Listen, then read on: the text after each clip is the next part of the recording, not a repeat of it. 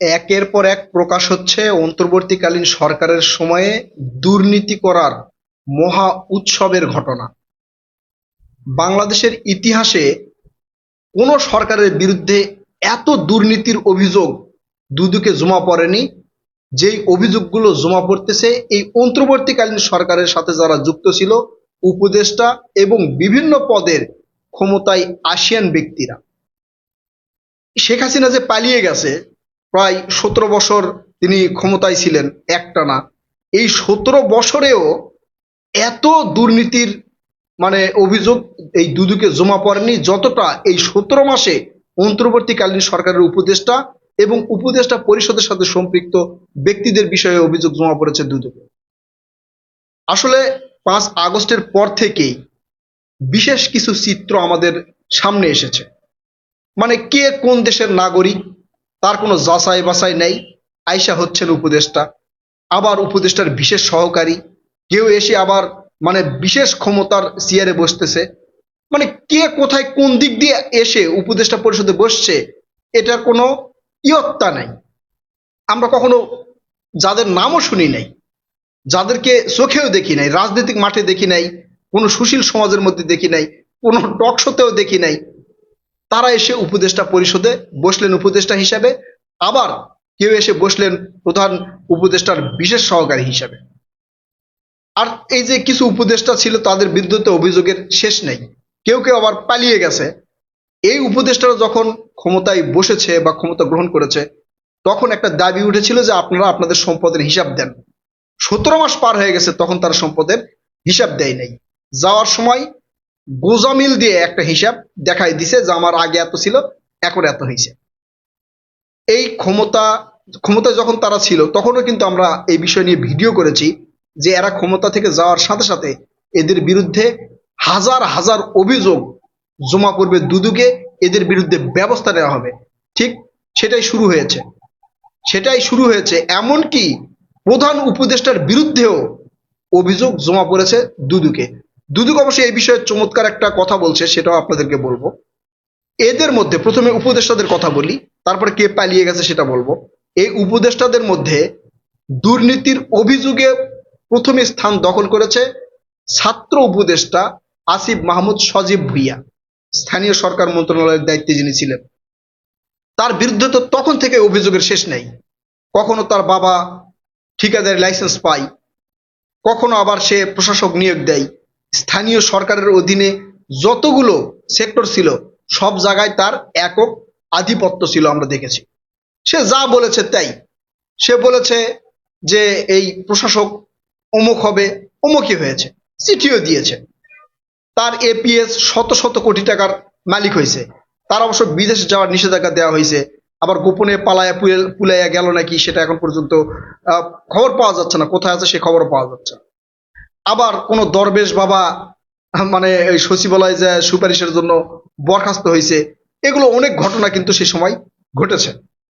এরপরে এই যে আরেকজন আছেন আমাদের নাহিদ ইসলাম এমপি হয়ে সম্ভবত বাঁচে গেছেন আর কি, তবে বাঁচবে কিনা সেটার ক্লিয়ারেন্স এখন পর্যন্ত দুদক দেয় নাই। আরেকজন আছেন মাহফুজ আলম, তিনি এক এক সময় এক এক রকম কথা বলেন, তার বিরুদ্ধেও শত শত অভিযোগ জমা পড়তেছে। এরপরে আমাদের আইন উপদেষ্টা আসিফ নজরুল স্যার, তার তো কি বলবো, হাই আল্লাহ, কোনোভাবে যদি ক্ষমতায় আমি বসতাম বা কোনো মন্ত্রী টন্ত্রীর দায়িত্ব পাইতাম না, একবারে দেশের জনগণের মনের মধ্যে ঢুকে যায় খালি উন্নয়ন করতাম, মনের উন্নয়ন করে ফেলতাম। এমন উন্নয়ন করছে, তার বিরুদ্ধেও অভিযোগের শেষ নেই। তিনি কোথায় কোন আইনজীবী নিয়োগ দিছেন, কোথায় কোন পিপি নিয়োগ দিছেন, এগুলো এক এক করে বের হয়ে আসতেছে, অভিযোগ করতেছে। ঠিক আছে।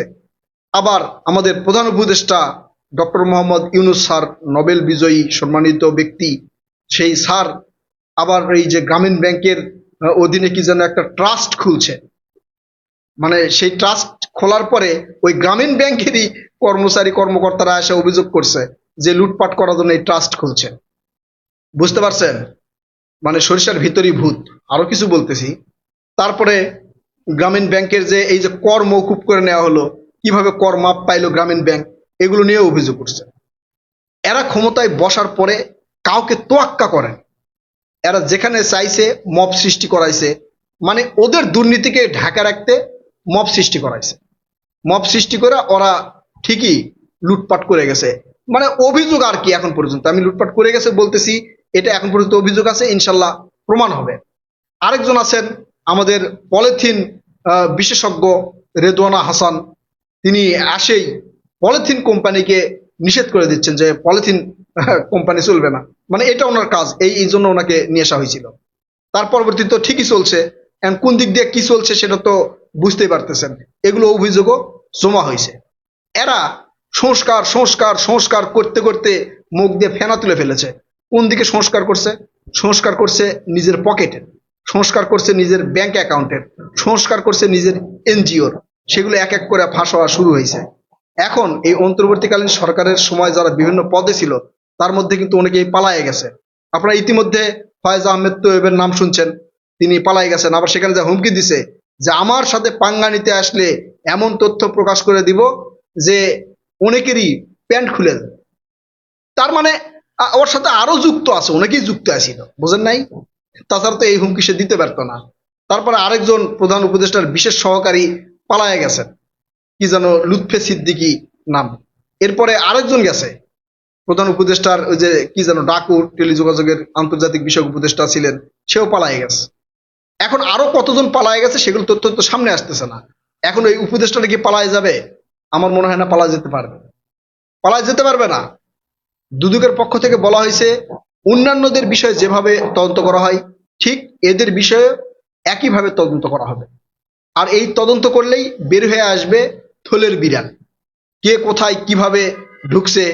আবার অনেকে টেনশনে আছে, অনেকে সুপারিশ করে এই যে মানে উপদেষ্টা বানাইছে না, বিভিন্ন পদে বসাইছে না, অনেকেও টেনশনে আছে। বিশেষ করে জামাত এখন বিরোধী দল না, মানে জামাত ক্ষমতায় থাকলে সেটা ঢাকা যেত। বিএনপি যে সুপারিশ করে নাই তা না, বিএনপি করছে, তাদের উপদেষ্টাও দুর্নীতি করে নাই সেটা কিন্তু আমি বলতেছি না, তারা ফাঁক ফোকর দিয়ে বাঁচা যাবে, ঠিক আছে না? যেমন এই যে একজন মন্ত্রী হয়েছে খলিলুর রহমান, পররাষ্ট্রমন্ত্রী হয়েছে, তিনি তার তিনি যদি দুর্নীতি করে থাকেন তাহলে তো আর সেটা এখন বের হয়ে আসবে না, ক্ষমতা থেকে যাওয়ার পর বের হয়ে আসবে। তবে দুর্নীতির অভিযোগে যদি কোনোভাবে ফাঁক ফোকর দিয়ে তার বিষয়গুলো বের হয়ে আসে, তাহলে আমার মনে হয় না যে বিএনপি তাকে ওই মন্ত্রীর দায়িত্বে রাখবে, আমার মনে হয় না। তারপর পরবর্তীতে দেখা যাবে। এখন এই জামাত এনসিবির সুপারিশে যারা এই উপদেষ্টা বা বিভিন্ন পদে বসছিল তারা তো টেনশন আছে, একই সাথে যারা সুপারিশ করছে তারাও টেনশনে আছে। একের পর এক বের হয়ে আসবে থলের বিড়াল, তারপরে দেখতে পারবেন কোথায় দিয়ে কি হচ্ছে। তবে তলে তলে অনেকেই পালানোর চেষ্টা করতেছে। হ্যাঁ, সরকারের পক্ষ থেকে হয়তো বাধা টাধা দেওয়া হচ্ছে, সেগুলো ঘটনা সামনে আসতেছে না, ঘটনা সামনে আসবে। কি কি ঘটছে, কে তার পকেট পুড়ছে, কে বউয়ের মানে বেশি বেশি গয়না বানাইছে, সম্পদ বানাইছে, এগুলো কিন্তু বের হয়ে আসবে। অনেক তথ্য আমাদের কাছে আছে, মানে হালকা পাতলা এদিক ওদিক থেকে আসতেছে। এটা হয়তো ভবিষ্যতে আরো বেশিভাবে জানতে পারবো, সেগুলো সত্য মিথ্যা জানি না। দুদক তদন্ত করুক, তদন্তে কি ফল বের হয়ে আসে সেটা দেখি, সেই ফল মিষ্টি হবে না তিতা হবে, তারপরে সেটা আমরা জানতে পারবো। প্রিয় দর্শক, আপনারা কি মনে করছেন? হ্যাঁ, এই উপদেষ্টা পরিষদে বা ক্ষমতা যারা ছিল এরা কি আসলেই দুর্নীতি লুটপাট করছে কিনা? আপনাদের কি মনে হয়? আমার মনে হয় এদের সবার বিরুদ্ধে ব্যবস্থা নেওয়া হোক, সবারই তদন্ত করা হোক। আপনারা আপনাদের মূল্যবান মতামত কমেন্ট করে জানাবেন। কথা হবে নতুন কোনো ভিডিওতে ইনশাল্লাহ। ততক্ষণ পর্যন্ত ভালো থাকবেন। আল্লাহ হাফেজ।